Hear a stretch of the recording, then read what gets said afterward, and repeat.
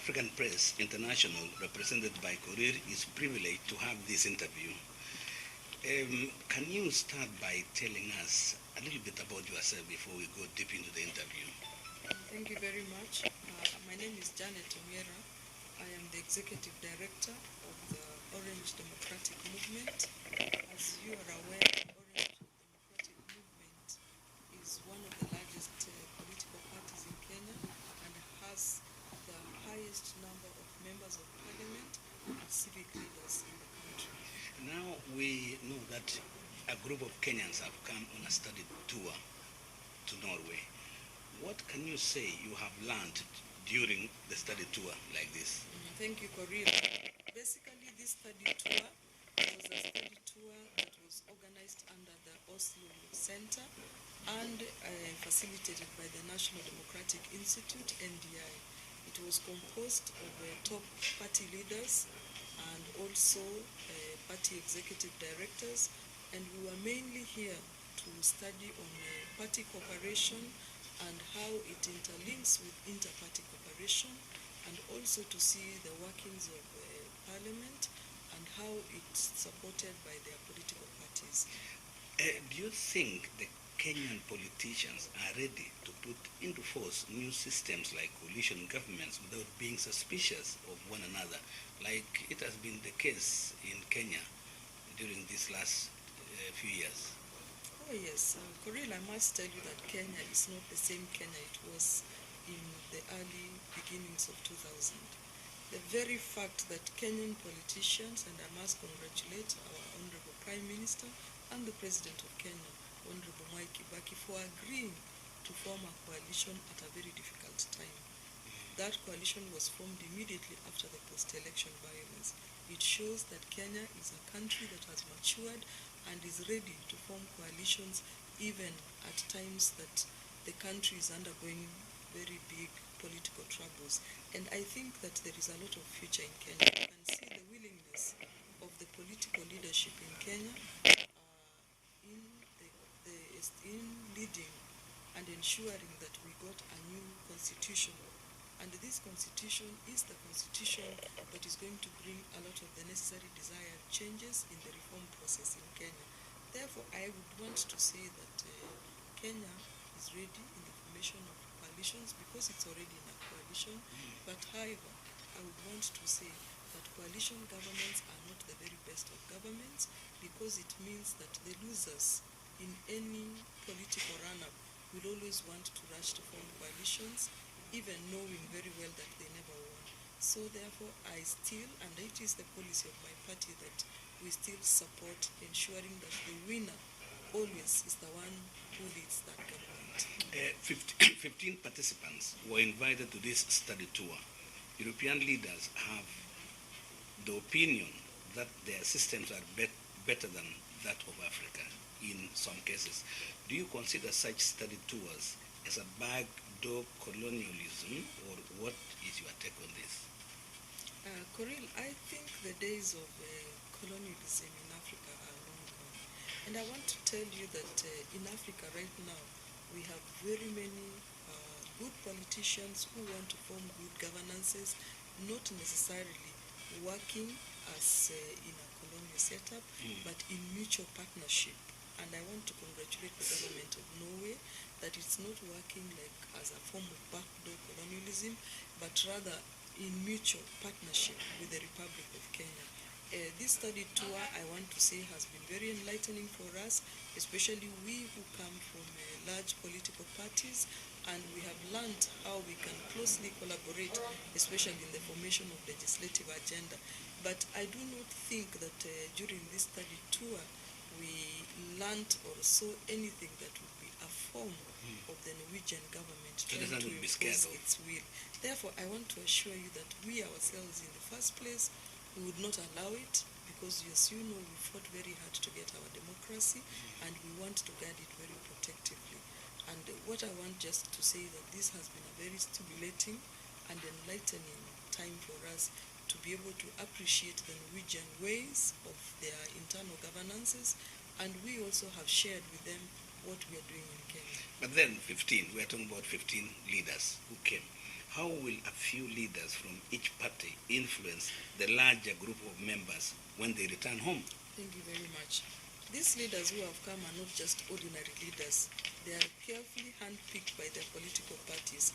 These are the strategists who form opinion and shape how their political parties are governed. Remember that Kenya is a political party sort of governance, and there are many political parties. And these political parties are the ones who form the coalition government. The leaders who have been here are top political party leaders together with the executive directors who run the government and their political parties. Do you think study tours of the kind you have been part of is helpful when leaders travel abroad? Or better still, if instead of study tours where a few people attend abroad, local seminars are organized where many party members could attend? I think that both are very useful. Yes. The study tours are very good because you are able to see in that country their setup, how they are doing business in their country, and it helps one to get a better way of getting informed. However, also it is also good sometimes when you get larger groups, but I want to assure you that such tours, if carefully managed like this one that we have had, we get more value when we go back home because we are able to disseminate to the others. For example, from my party, I'm here with our chief whip and also the parliamentary secretary. When we are going back home to form legislative agenda, it will be very useful that these two gentlemen were able to see how parliament works here and how they cooperate closely with the party. And I'm very pleased that I'm here myself as executive director, because most of the time I am the one always doing the work behind the scenes in terms of strategy and in terms of also running the political party. And therefore that synergy is very important, that you come and see it from, as they say, from the horse's mouth. Many in Kenya want elections to take place in August next year. Many members of parliament would like to have elections delayed to December. Many say the MPs are just interested in their own welfare. What do you say to this? I want to tell you that personally as a lawyer, this is an issue that the law is quite clear about it. But again, as we say, this is a constitution that we have formed for ourselves. It's not a Bible. It is our own law that we ourselves must look at the circumstances that will best suit us as Kenyans. I want to say that this is a matter that is going to be mutually agreed, not between just the legislators, the members of parliament, but within the masses, the Kenyans, because the Kenyans are the ones who own this constitution.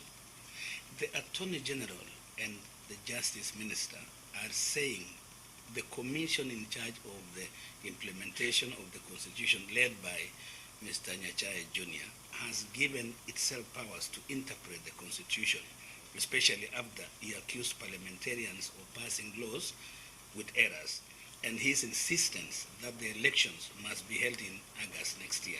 What is your comment, and do you think the members of parliament may be angered, because this is a very important point, may be angered and decide to get rid of the CIC and Nyachae, just like they did with PLO Lumumba's Anti-Corruption Commission?